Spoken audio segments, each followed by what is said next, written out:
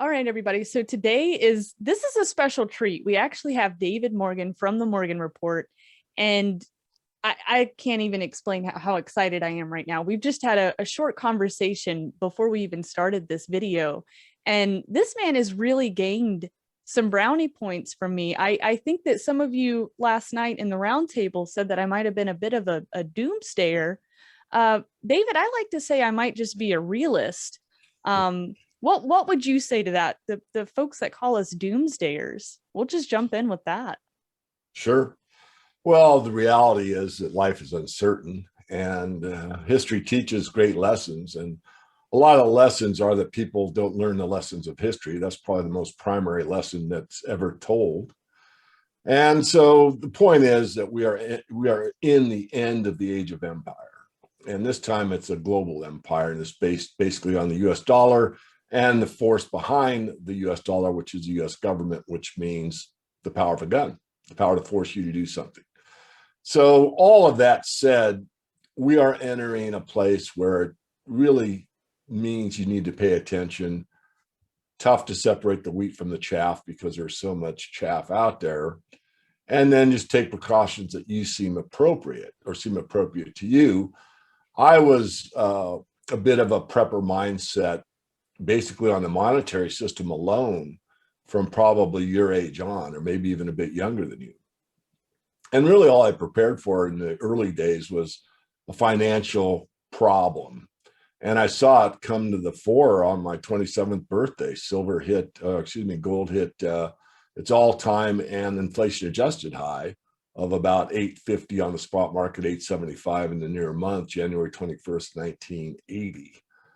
And so as time went on, I started to see more and more problems in the actual physical economy. So I decided to take what I thought were necessary steps, moved to the Northwest for a variety of reasons, always wanted a house with a porch and some land, which I have. And then I started to make sure two things when I bought it. One, it had a septic tank, so I didn't have to worry about, plumbing from the city. And secondly, it had a well. So that was the basis to start being more independent.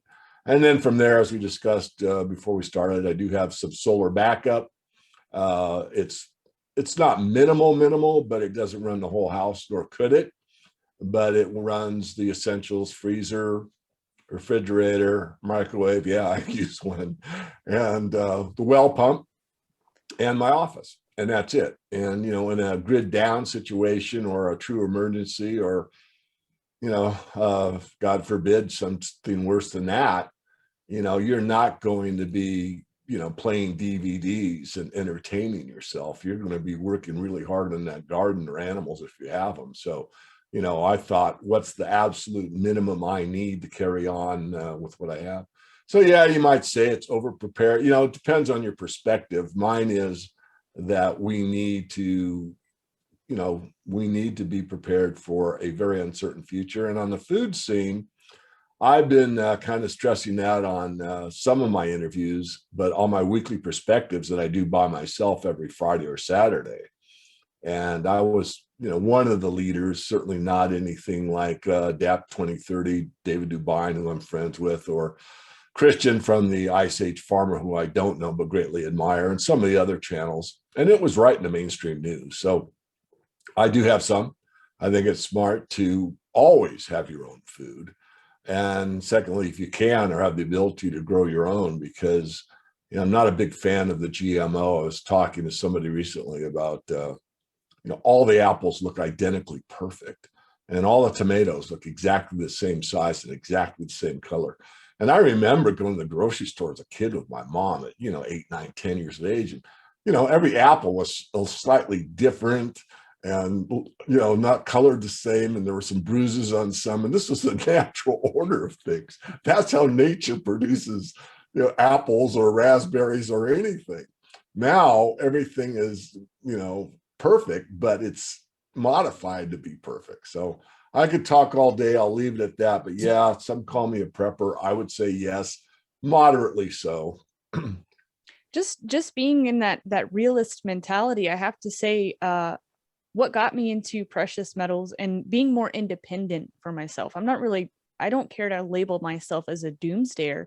I just want to be independent. And the scenario where all goes wrong, which is very possible. A lot of people think that that can't happen here in the good old US of A, but it is possible. And we are seeing now, even with the Fed, they're pushing their limits here, guys. Take a look just recently at other countries. They have seen hyperinflation. And when this happens, you don't have a secure job because of the environment we have today. You don't have a secured job. And this means savings can be depleted very fast, especially if you have a family. So every now and again, when we bring this sort of stuff up on this channel, it's not to pound the war drum and get everyone to be a doomsdayer, but I do think that having a little bit set aside is not a bad idea. It could be anything from a storm that comes through your area, or, I mean, all panic and collapse. I guess that could happen. I hope not, but it is possible. And the part of the reason that you actually see the price in precious metals being moved pretty heavy here, we're seeing big volume jumps, right? This is because people feel uncertain, and that's on a global scale. Like David said, when this goes down, the globe is going to feel it. When the US empire ends, or we change off of that US dollar, the world will feel this. And me looking at the debt clock today and knowing that that's just going to double yearly, most likely, that scares me. That's tremendously, because if you have economic failures, you're hitting all sides of this. And you should be ready for that. And David, I would like to move into the unallocated versus allocated accounts, because people are now starting to learn the dangers of not having their metal in their hands or somewhere where they can physically drive to it and pick it up, maybe dig it out of the ground if that's what you choose to do. This silver shortage at the Perth Mint, do you think that this is going to cause some sort of domino effect with other mints that are out there, or other places where people might keep their metals in unallocated positions? I would assume that people have got to start getting nervous from what they're hearing out of the Perth Mint. I think if I hold these kinds of positions, I would want to be calling my place up today and see if I could get that silver delivered. Kenzie, I agree. I think that the prudent take on it is to be somewhat concerned. I mean, right now, to be fair, from my perspective, is to look at it as a backlog, not as a true shortage. What does that mean? And I'm not trying to split hairs, trying to be as honest as possible.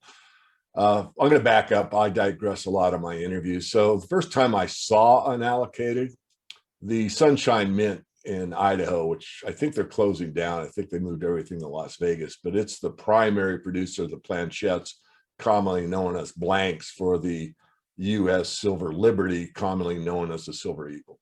So I went through that very early, meaning, you know, I've been here since 1999. I would think about 2000, 2001, I was actually asked to do an audit for the then Werner von Nothaus and his coin. I forget the name of it. And they had it stored at the Sunshine Mint. So I drove over there and got a full tour. Of course, did the security thing and walked through the metal detector and all that.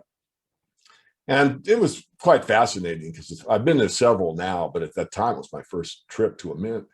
And I saw all these commercial bars on these pallets just kind of stacked one over one on top of the other. And it was, look, I was kind of calculating how much, you know, fiat that was worth. And I said, well, what's that? And he goes, well, that's, you know, our unallocated silver.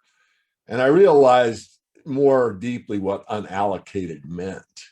I mean, that's their working stock that they work with to go from those 1,000-ounce bars into those 1-ounce, you know, blanks that also then get sent to be pressed out into coins or stamped. And I thought, wow, that's interesting, because really, from my perspective, and I'm not sure I've got this 100% right, but it's sort of the working inventory of the mint is unallocated. And, you know, if there's a pile left over or whatever, and someone says, hey, I want it, because you kind of help finance the silver for the mint in a way. At least that's how I look at it. But it really sunk in home to me what it meant. And it means that it's there, and maybe then it's not there. And of course, you have to look at your specific contract with your specific entity. I don't want to like broad brush it and, well, wait a minute, David, my contract says this, so dig deep. But really, there's an advantage as far as having exposure to silver because it costs less as unallocated, but it really doesn't guarantee in most cases that you really have it. So my suggestion strongly is to, if you want silver and you have an unallocated or a pool account, then you make certain that you get to allocated and or take delivery of it. And I would suggest you take delivery of it, even if you've got to redeploy it somewhere else. And one strategy, which I'm sure you know, Kenzie, but just, you know, it's new people and it's like, well, I'm not sure what to do, so I'll state the obvious. If you have an unallocated account with XYZ bullion, you could very easily sell it for fiat and then take that same fiat and make a call 5 minutes later to a dealer that has it and then pay up, because you're going from basically a paper price into a physical price. So now you're paying $4 more per ounce or 4.5 or whatever it is, but it's worth it. And then you set your order in and you wait for delivery. So that's one way to do it. In other words, you don't necessarily have to call up XYZ and say, hey, I want to go from unallocated to allocated, especially if you get an answer like, well, you know, we're getting a lot of calls now, or, you know, they start giving you the short shrift. Fine, liquidate me immediately. I want my check, you know, as soon as possible, or wire it or whatever. So hopefully I covered that. I want to be fair, because right now, again, I'm going to repeat it. I have to say, right now, it looks more like a backlog. And again, if I didn't explain it, it's that silver's out there. It's just not in the form that, you know, you want. If you've got an unallocated account of 100-ounce bars from RCM, the Royal Canadian Mint, and you don't have them and you say, I want them, you may darn well get them, but you might have to wait 8 weeks or something. So I don't want to make it like, oh, it's absolutely here, the silver shortage, it's, you know, it's over, the dominoes are falling. And yet I can't rule that out. But I also want to be fair, because no mint has stepped forward and said, force majeure, there's an act of nature, we cannot make good on it. Although there's been some instances of that from what I've read and talked to John Adams about, covering a lot on the Perth Mint. So again, I want to be fair. I want to be tilted more toward the it's okay as is, but the stress is definitely there. There's no excuse. There's a lot of stress in the silver market. There's congestion at every level. Call it backlog. I like the word congestion, even in the commercial bar market, which tells me the market's pretty darn tight, because you don't see a silver block, those big ingots, selling at a premium ever. I've never seen it before, and they are. So that means somebody wants it pretty badly and are willing to pay a premium to get it. Yeah, exactly. And I like that, actually, the backlog instead of saying the shortage. I think that this is what I've been trying to explain to viewers, is we're at this bottlenecking point, right? So many perfect scenarios happened at the same time. And then while this was already happening, Wall Street silver pops up out of nowhere, and the demand just continued to increase. So eventually I do think that people will get their silver. You're just not going to get it at the time that you expected. And this is difficult for people, David, because they do want to have that nice price, right? But I have to agree with you. If you want that silver today or within the next week, it is probably best to liquidate or move your position to someone that has secure, allocated, and segregated silver. I do understand, guys. I know that we love physical silver, but there are some people that want to be exposed to precious metals, but they might live in a small apartment, or they might live in a dangerous community where the chances of someone breaking into their home could be pretty high. This makes sense not to have it at your location. Now, if you have a trusted family member, I don't know if I would put that much trust in my family, but if you have a trusted family member that maybe lives out of the city, ask and see if they could do that. Or if your grandma has a bunch of land, she doesn't even have to know. Just go dig a hole somewhere and you know, seal it up and drop it in the ground, and no one will ever find it. David, what I'm starting to see here, and I just started thinking about this the other day, because unallocated only works as long as everyone doesn't demand their silver at the same time, correct? That's right. I can't prove it, but knowing what the oversell is, how much hypothecation is, people lease silver.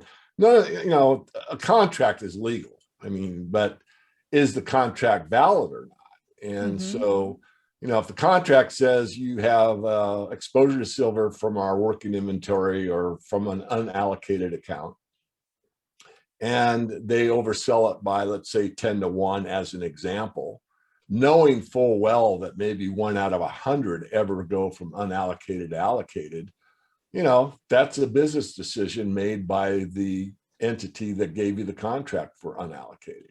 Mm-hmm. But if everybody stepped up to the plate and said, I want the physical now, I want the physical as soon as possible, then that would cause a backlog. And it could cause basically, let's say, a moment of truth where we find out that they cannot fulfill all those orders.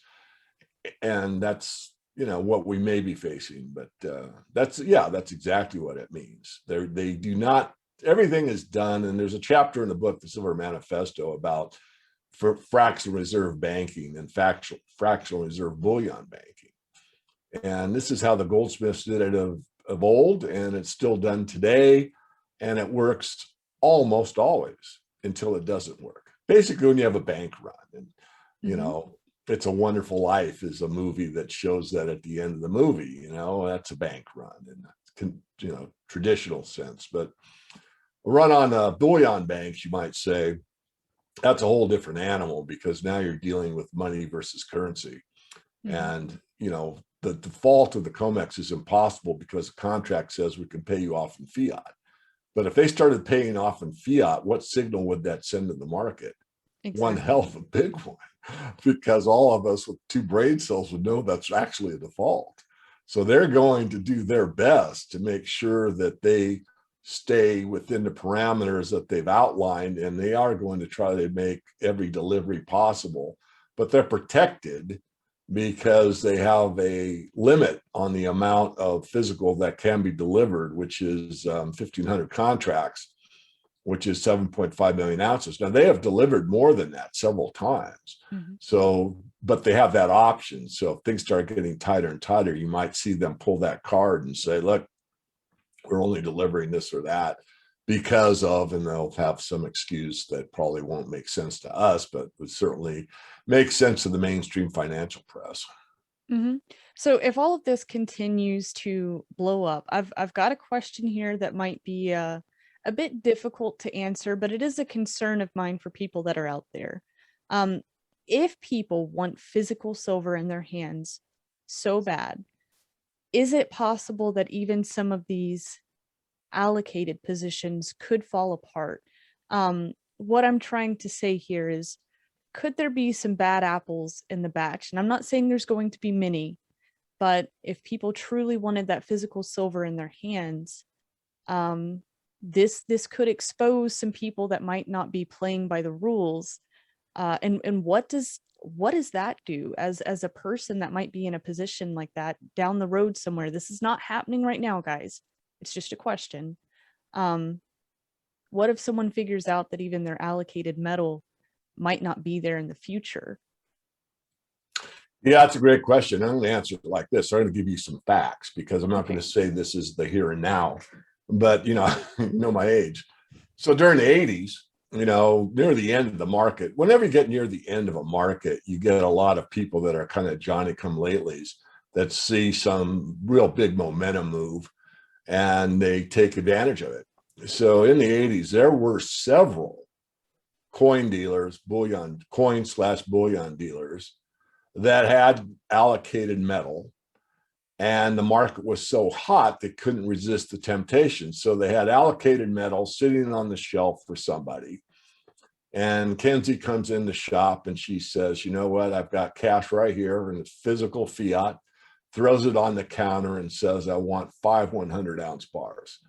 Well, this guy doesn't have 5 100-ounce bars in his inventory, but he's got it in an allocated account. And his idea is, I'm just going to do it this one time and take those 5 bars, because the chances of someone coming in asking for them is almost zero. And I'm going to go immediately to my wholesaler and replace them. So what the heck's the harm? I'm going to replace them immediately. So then he sells you the 500 bar, the 100-ounce bars. You walk out the door. You don't know anything. You don't know where it came from. You paid for silver. You got it. Your contract with him is straight up. So now he's in the, turns around and says, okay, well, many dealers did that, especially as the market went from, 13 to 15 to 20 to 25 to 35 to 40 to up to 50.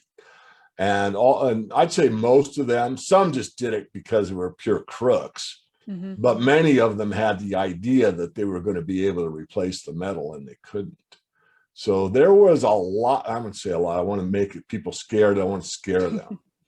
I want to be factual, but there was more than one that did that. I'll put it that way.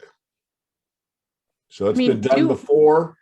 Yes, always read the legalese, guys. That fine print matters. And I brought this up because I was doing a little bit of research myself last night, and I noticed some funky things and contracts that might be there. So that's the reason I actually brought this up. Just if you're in any of these positions at all, just go reread your contract, make sure no updates have changed.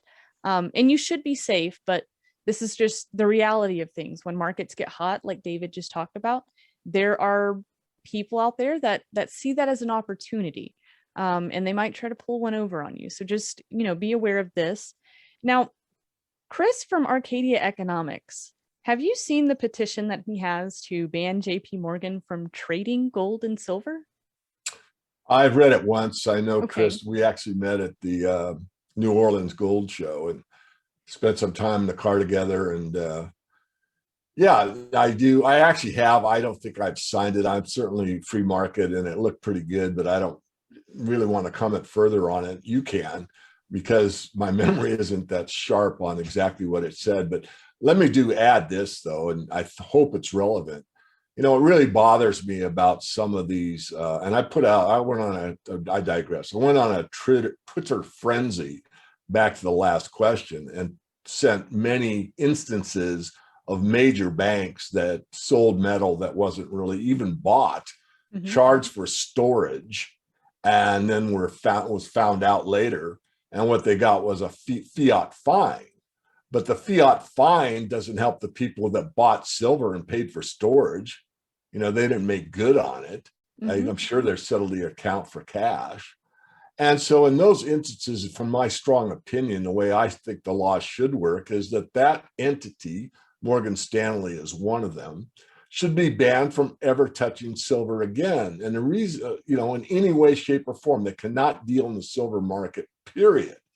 And the reason I say that with conviction is that's exactly what they did to the Hunt brothers. Once they, swore in before Congress and had their say and all that, they basically were banned from ever touching the silver market again. So from my aspect of thinking, what's good for the goose is good for the gander. But that's not what happened. Morgan Stanley actually did it again. UBS has done it. Who knows what's going on with Deutsche Bank? I mean, that's such a twisted mess of garbage. I don't know if anyone can figure it out. So I digress to come back. What was the main question? I'm sorry. You have to. I just want your opinion on what happens if a petition like this, let's say, somehow magically is successful. If that happened, guys, I'd say that's just magic working right there. I don't see this happening because JP Morgan seems to be too big to fail. They've just got a slap on the wrist every time that they're caught. But if they were actually stopped from trading gold and silver, what happens the next day? Because I see them as this monster that basically controls this market. But let's say they are shut down from trading gold and silver. Does anything change? I mean, they have buddies out here. They work with other bankers. Maybe another bank just picks up what JP Morgan was doing. I just want to know what happens in that scenario. Do we see a flash crash? Do metals just go ballistic? I guess it could go either way. Yeah, that's a great thought experiment. Well, first of all, JP Morgan, there's two things I want to comment on. GATA, the Gold Antitrust Action Committee, pretty much proven, because they did go to court one time, pretty much it's proven to my satisfaction anyway that JP Morgan is basically the government's main bank.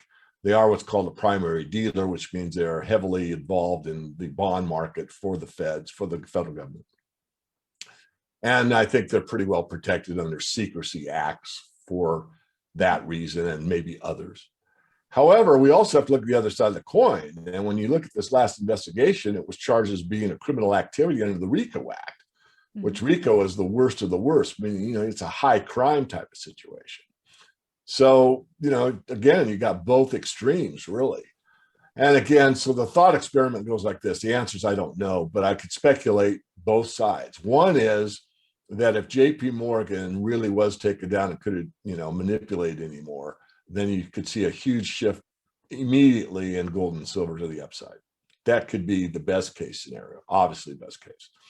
The other case is that these, I was going to use the C word, but we'll just go, we'll say company has thought this through so well that they have so many other entities not in their name that could become custodians for sub-custodians and authorized participants and buddy-buddy agreements and that type of thing, that they would just be able to slide into the next day and that's not us, but it's them. So it could go either way. I would suspect, however, that if it really happened, that the market would get nervous.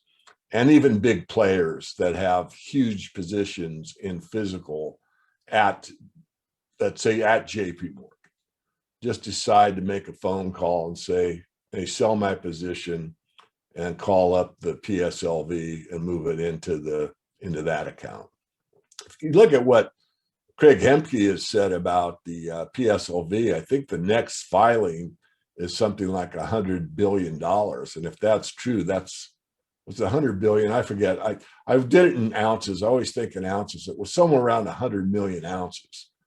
And 100 million ounces is probably enough physical if you didn't have any hypothecation, leasing, you know, this funny business that goes on that much silver in commercial bar form. It could be, I'm not saying would be, but it could be enough, especially the way things are going with the, you know, subreddit group and everything else that's happening. So, you know, there's that. I mean, what's going to take place is a higher price. When?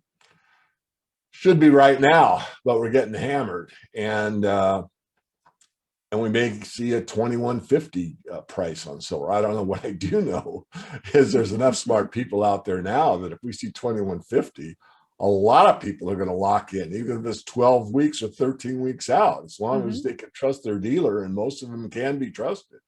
You come in and say, look, you know, I want my 1,000 ounces, or I want my 5 ounces, or I want my 50 ounces, or whatever it is.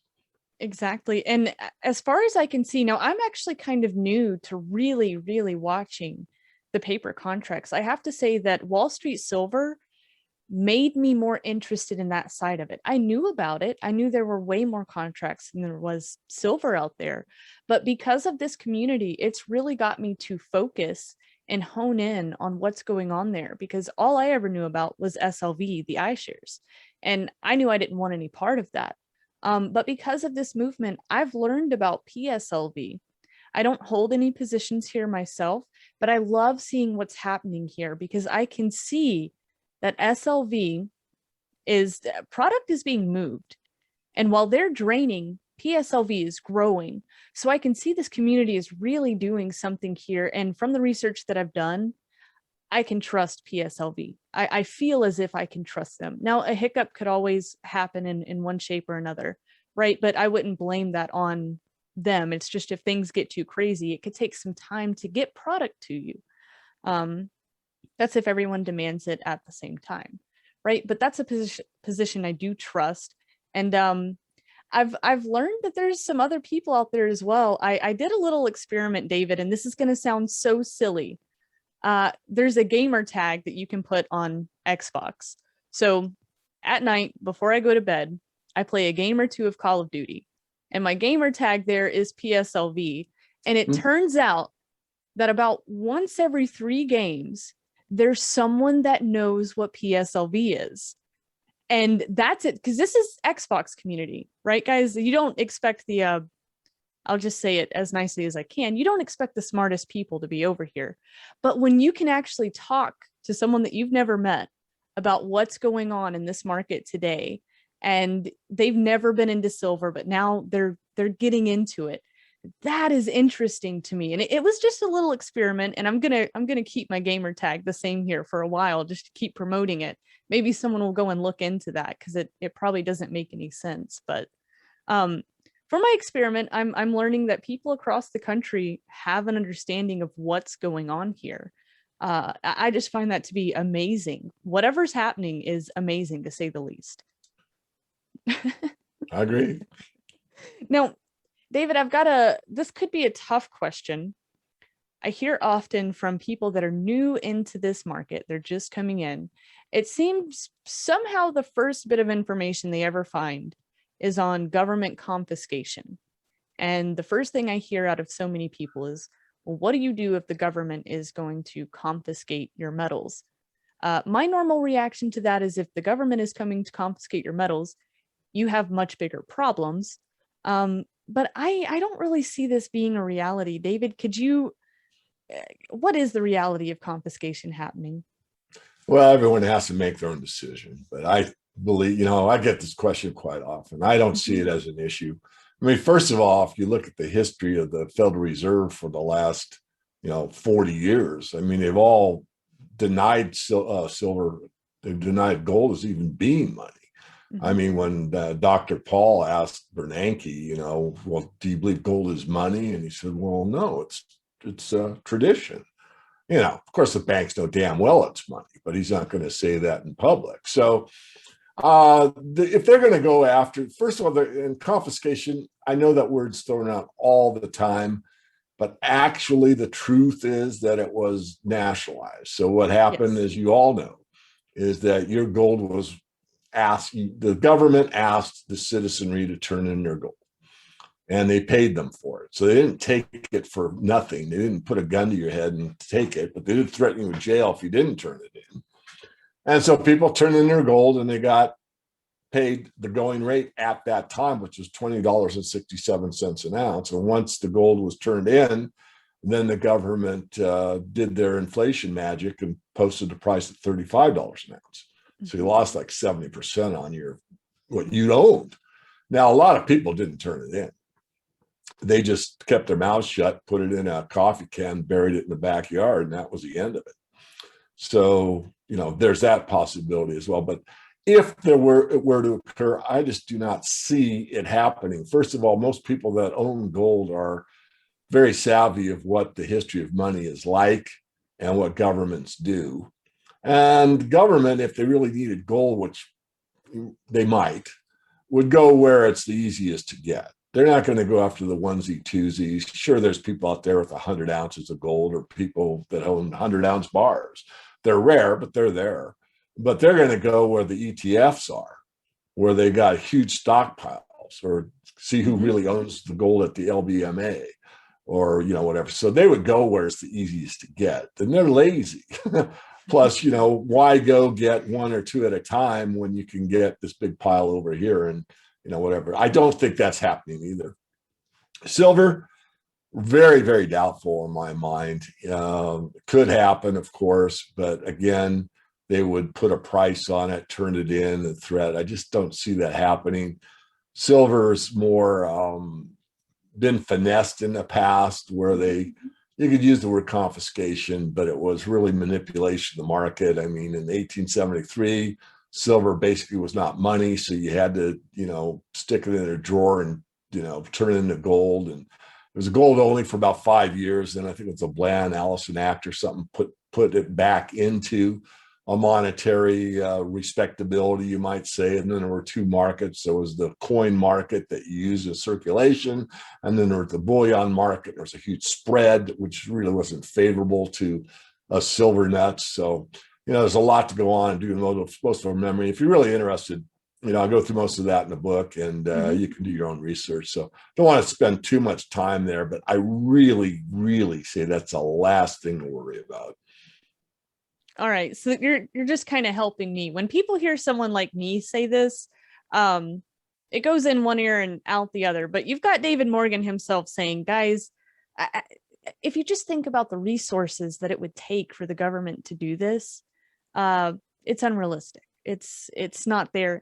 And even if it were to happen, again, they're not going to actually come to your door and demand that from you. It's the patriotic thing to do, right? Anytime your country wants you to do something, it's patriotic to help us in this sort of way. And you end up getting screwed 9 times out of 10. It doesn't play out in our favor.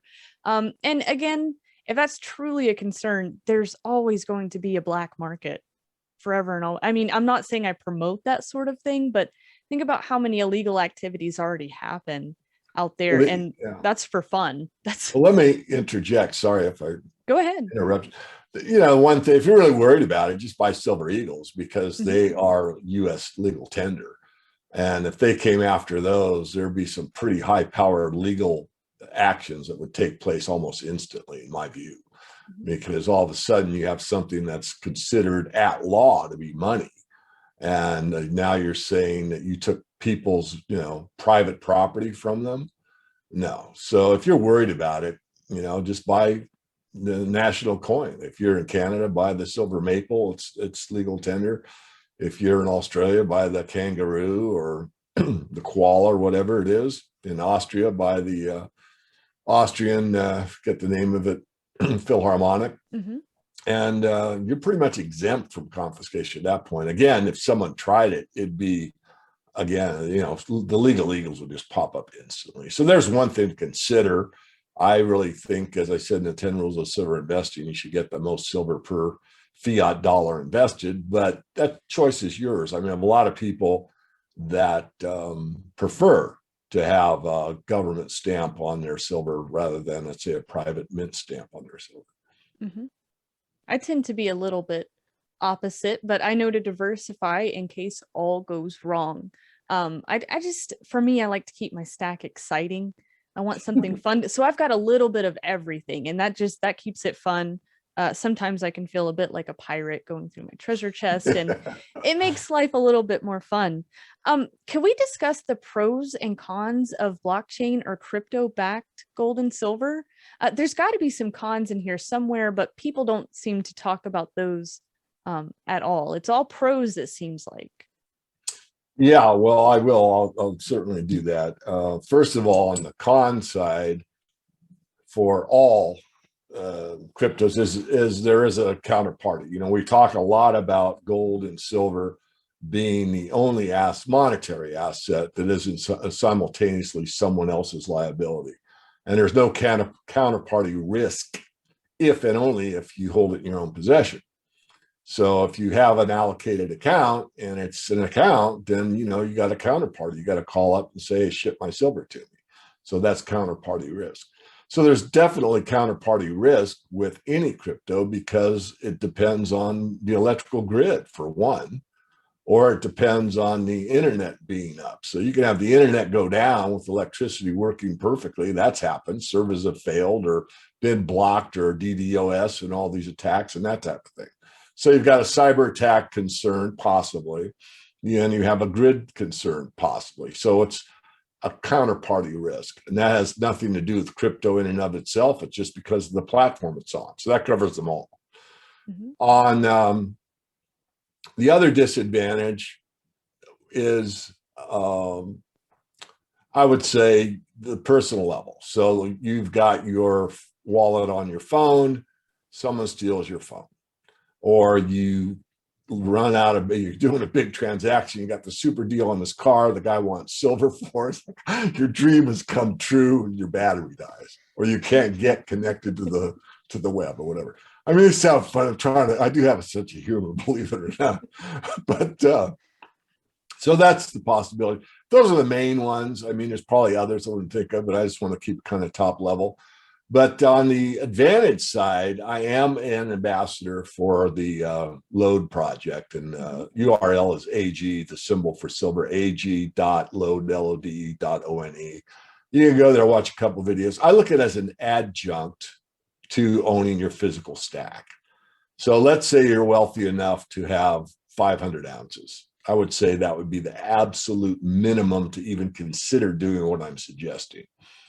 You could put at risk, depending on your risk level, up to 20%. So 500 ounces, 20% would be 1 bar. And 100, the reason I use that example is because 100 ounce of silver is the minimum to pledge into the system. Now, I did far more than that, but, I'm at a level after all these years of stacking and, no kids to, worry about it anymore. They're both, bought and paid for. And so, sorry. But so it's a way to put silver to work, but you're not going to get that silver back. You're just buying into the system with silver. And, but you are participating in the project, which means as the AGX coin, which is physical, it's digital silver that can be converted to physical, and it needs to be spent. So it's a way to put silver to work. So you would get, let's say, interest rate on it, or a yield. I don't know what words are legal to say, but a return. And but you have to be patient. It's like a bond. I forget the name of it. I got a finance degree, but there's a type of investment where it's a perpetual bond, but you never get your principal back. So you put up $10,000 knowing you'll never get your principal back, but you also know you earn 20% forever. So you put up 10 grand and every year you get 20%. So after 5 years, you get 2,000 a year. So after 5 years, you've got your principal back. But the 6th year, that's 2,000, the 7th year, 8th year, 9th year, sort of set up like that. So again, that's only one aspect. The other aspect is just download a wallet and buy some silver and stick it on there. And I really like the convenience. So there's a lot of portability, convenience, and price. There's a world price that they're working on. It's not on the website yet, but it should be up there soon. And lastly, what I really like is the gold-silver spread. There's a lot of friction if you swap gold to silver and silver to gold when the ratios are correct, but it's a great way to get more metal for very little effort. But the effort now would be, Kinsey, you decide to swap that silver. You love silver, but doggone it, the ratio is so good, you're going to go get, 10 ounces of gold for all that silver you stacked. And now the ratio goes the other way, and you take those 10 gold coins and, you get twice as much silver.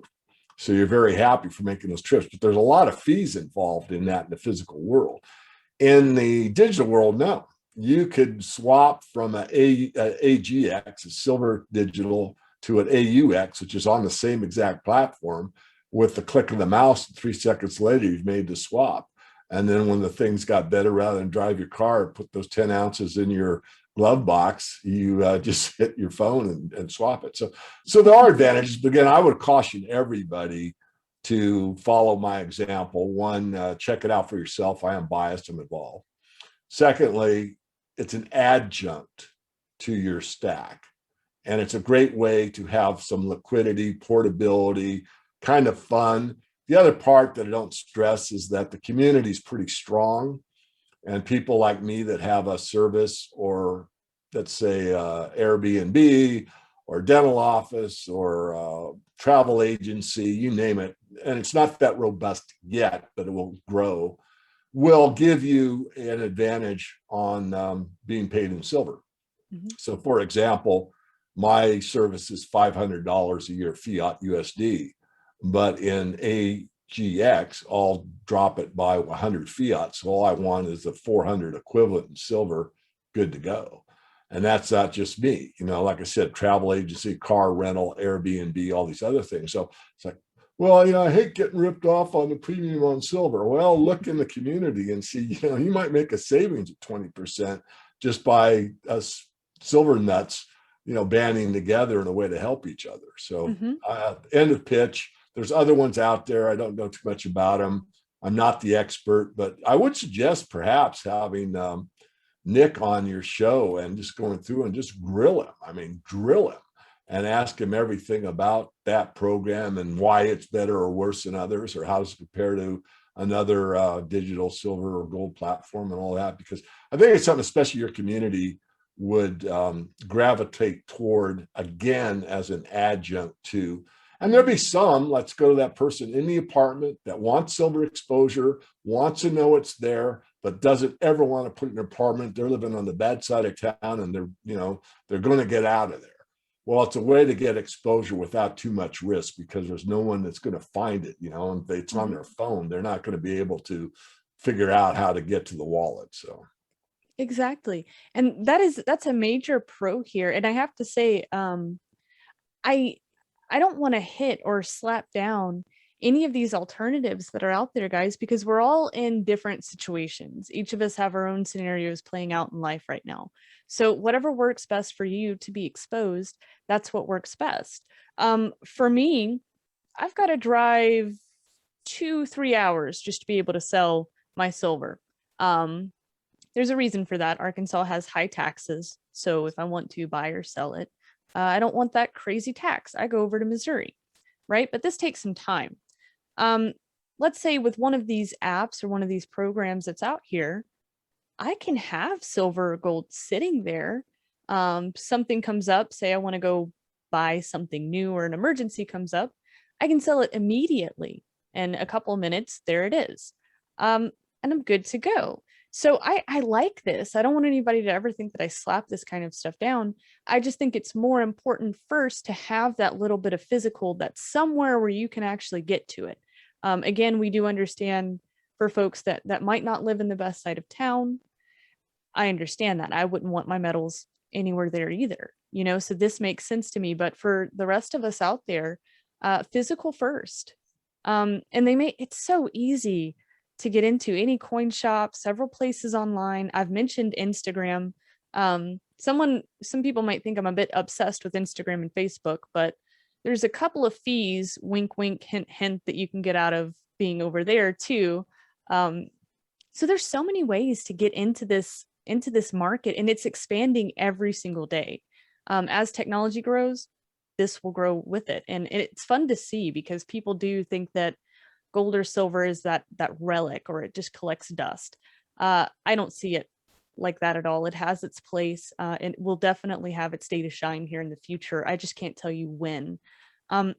David, do you have any price targets that you're looking to hit? So many people always ask me this and they want our guests to answer as well. What's your nearest price target? Let's go with that.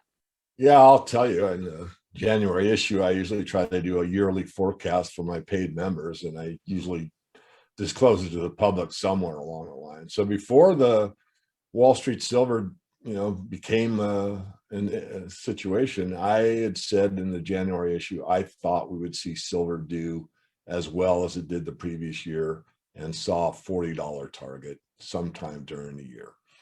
I'll back that up with last year was the most demand in silver for investment that we've seen probably ever. Half of the demand came from silver, 300 million, basically round numbers, in the ETFs or ETPs, exchange traded products, mostly the ETFs. And then about 200 million in the retail market, which is huge. Usually a really good year is around 100 million or so. Mm-hmm. So you add those two numbers, 2 and 3 is 5. You got 500 million ounces, and the total silver market's a billion ounce per year market.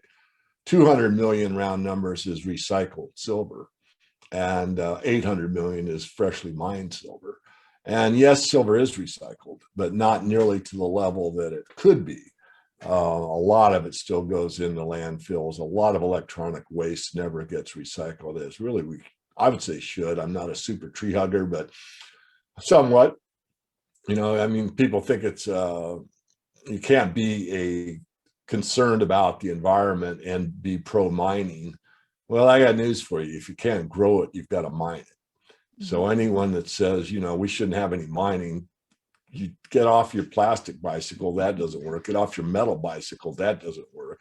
You might make a hemp bicycle, and I'm okay with that. But the point I'm making is that we all need these metals to have the life that we have. Mm-hmm. And you're a bit of a hypocrite to say, no mining. Without it, you really don't have much. Mm-hmm. However, we also want to be conscious about how we do it. And one of the most conscious ways to do anything is to recycle as much as possible. And I want to go way back, Kenzie, if you forgive me, to the beginning of the interview when you asked me a little bit about my prepping background. we finished that, but in my mind popped up my mom. So we're often, products of our parents. My mom grew up in the Depression, and she always had this expression, I still remember, that it's better to have it and not need it than to need it and not have it. And that sort of goes to having some food storage or extra water or some savings in real money or any of that stuff. But it affected her, and not like, in a real negative way, but she was frugal. I mean, she really got the use out of everything that we had. My dad was a little more, not carefree and not a spendthrift by any stretch of the imagination, but he's a bigger risk taker. My mother was not going to risk anything. Say those newspapers, we might need them. They may come in handy. We'll, stack them up. So, when she passed away, I'm going on and on, but when she passed away, well, my dad got, a rather large set of trucks to take out a lot of stuff that my hoarding mother had saved just in case we might need it someday. You never know. You never know, right? I've only been on this property for a year, and something that we thought maybe we should have thrown away, it's already come in handy or been repurposed. And that's just from a year of, being here. And I like that you bring this up, because I tend to do the same thing. Something could become useful in the future, or even we replaced our batteries for the solar just not too long ago. All of the old batteries, I've kept those. They weren't all the way at the end, and batteries can always be revived if you know what you're doing. Yep. So I've kept those. And there's also precious metals in them. They're lead acid batteries. So there tends to be platinum or palladium in these. I have like 1 gram each of platinum and palladium in my stack. It's not a metal that I highly focus on. I know a lot of people in this community are very focused on it, probably because you see high prices there. Not something that I tend to really focus on, but I guess in a way I do have a bit of a savings bank due to those batteries that are there and the new batteries that have come in. Let's talk about that a little bit. David, we got lots of questions last night in a roundtable about platinum and palladium. What is your feeling on these metals? I was going to jump in anyway. Thanks. Mm-hmm. I feel pretty confident with what I'm about to say, and I don't want to mislead anyone ever, but so I was pretty accurate on the platinum palladium situation going years back. I was turned very or somewhat negative on platinum and very bullish on palladium. Made a call for my paid members to get into palladium. We got in around 600, and I sold too early. Got in at around 1,000. I didn't follow my own rules. My own rules are, once you're in a winning, really not trade. I don't like to use the word trade too much, although I do. But mostly I invest. I like it long term. So what you do is, once that 600 turns to 700, 800, or whatever, then you just follow it up with a trailing stop. So if it's at 700, you take 15% of that and drop back, and either mentally keep that price in mind, or you can actually put it on your account, depending who your broker is. And if it falls back that far, then the market takes you out. Well, I didn't do it that way. I saw it hit a double top at 1,000 and sold some. However, I had another I sold actually about half, a little bit more than half.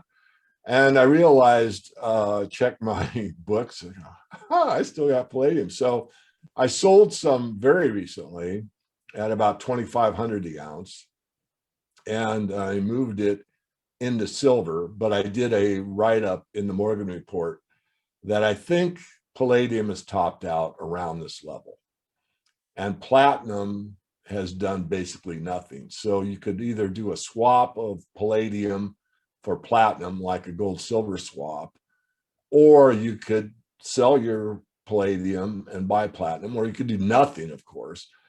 The reason I'm favoring platinum now over palladium is, one, it hasn't moved, and two, what the Platinum Institute had to say, or Platinum Guild it's called. And they have stated that the auto industry is going to start using platinum in their catalytic converters instead of palladium because of the price differential. So we're mistold from the mainstream financial press. People are given the impression that you can only use platinum in a diesel car and palladium for a ICE car, a gasoline engine. Not true. That is not true. It's easier, but it's not a requirement. So you can use platinum in either case. And it used to be. Ford, all the catalytic converters used to use platinum, period. And then palladium was so much cheaper than platinum that they switched to platinum because of cost. Well, now it's going the other way. So I'm somewhat bullish. I'm more bullish on platinum than palladium, but this is after you got a big stack of silver. I wouldn't say most people do it. The reason I did it was because I analyzed these markets. I saw $600 palladium as a super opportunity. If you had some patience, it turned out to be so. It was a 400 or 500 bagger on physical investment, and so there you have it. I want to mention that though, because if you're curious, that's my most recent thinking on it. And I'll just pull one out here. Excuse my looking away from you, but Go ahead. I've got a few platinum coins here. So they are really small relative to gold or silver because the metal is so dense. In fact, here's, if I can get the cap open on this one. People are going to come out here to my house and say, geez, he's got 10 ounces of platinum in his desk. But I can't get it open. But that's 10 ounces right there. So even 1,000, that's $10,000. So you tell how many people say that's bulky. I mean, of course, silver's bulky, but I could, obviously just, this is kind of stupid. I could throw that in my jeans. You really don't see anything.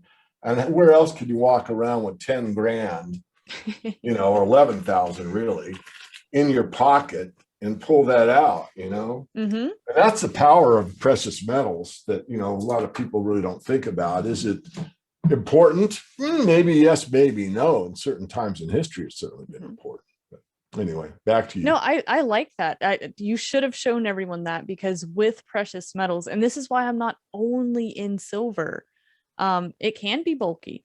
I get it. I get it. Silver has the most upside potential, guys, and I love it. It's my favorite metal, but I'm also so diversified that I want to make sure at certain points I can just slip something into my pocket and walk out with it. Another thing that I do is there's a gold piece on my neck and on my wrist. So the gold on my neck is 24 karat black gold, and the piece on it is a PAMP piece. So it's very pure, right? There's nothing to question. There's not a lot of math to do there. The reason I do that, one, is not just because it's pretty, but two, if I've caught myself somewhere and I'm away from home or some kind of emergency happens around where I live and most places that I've been to, if I had some kind of emergency and I have no cash in my wallet for whatever reason, maybe I don't have a whole lot in my bank account, I know that I always have money on me, or a form of money on me at all times. Now, would I want to get rid of that? Absolutely not. We're talking about like Kinsey is stuck in the middle of the desert and there's no other option. But there's always money on me. And I like that feeling. It's not so much just about it being pretty. I don't really care for diamonds or other things that are out there. I just like gold and silver. And whenever it comes to jewelry, for a lot of you guys that are out there, if you're buying your girl something nice or even yourself, certain gems, okay, but diamonds, paying too much for them, no reason to have them. I just like gold. Well, I'll give you a story, hopefully quick. First of all, I do the same thing wherever I travel, and I just have a habit of wearing, so I've got usually like at least a quarter ounce, and then the chain itself's worth like $1,000 melt. And so I'll make it quick, but there is a well-known newsletter writer that was exploring, we usually go visit the mines and then do a write-up on them. We like them or we don't. In South Africa, got in the wrong cab, got taken out to the edge of town, beaten up, and everything taken, his wallet and his watch and whatever. But he had his gold chain that the guy didn't see. So he got a ride back, hitchhiked back, walked and hitchhiked, made it back to the airport, took off his chain and held it up and said, "This is $2,000 worth of gold. I need an $800 plane ticket. Who wants to trade me?" In those circumstances, that's exactly what I would do. I'm not going to try to get the last dollar out of it. I want to get out of there. I want to get home, That's the reason I was wearing it. It Mhm. served its purpose. It was emergency money, and it's gold is good anywhere. And that's exactly what happened. And it's a pretty, startling story, but stuff happens. And it happened to this individual. I won't give his name because I don't have his permission, but that's exactly what you just outlined. I'm just giving you a real case where it does happen. It does. And that's something that we should always be thinking about. There's a bit of a premium on jewelry, of course. I'm pretty good at shopping myself. I actually can get things pretty close to spot sometimes. But guys, this is just another use case scenario, something to think about if you don't have any wearables. A lot of people tend to not like it, but I don't think that it's a bad idea. And I've learned that from some people myself that have had to actually use what they had on their presence in that time to get out of a situation. So this has been learned through experience and from stories being told, just like David, what you just said right there. That's a scary situation to be in. But if you've got something that is seen as money around the world, you might be in a better place than if you had nothing at all, right? David, I think that that's a great place to leave out here. Do you have anything you want to add before we get out of here? No, I just a little self-promotion. I urge everybody to get to the main website, themorganreport.com, get in the opt-in list. It's my free newsletter. I do a weekly perspective for everybody every week.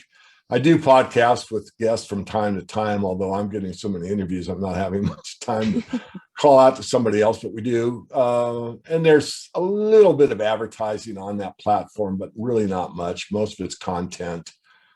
So I would recommend that. If you want my Twitter feed, it's at silverguru22. If you're interested in, just general free information, go to themorganreport.com, go to the blog. And at the top of the blog, there is all the icons for our YouTube, Facebook, LinkedIn, Twitter, everything else that we associate with on that navigation bar. So that's it. Alrighty, well, thank you for being here today, David. Y'all guys, go check all of that out because I promise you there's a wealth of information over here. I'm subscribed to just about everything that I could be subscribed to, and every day I'm learning something new.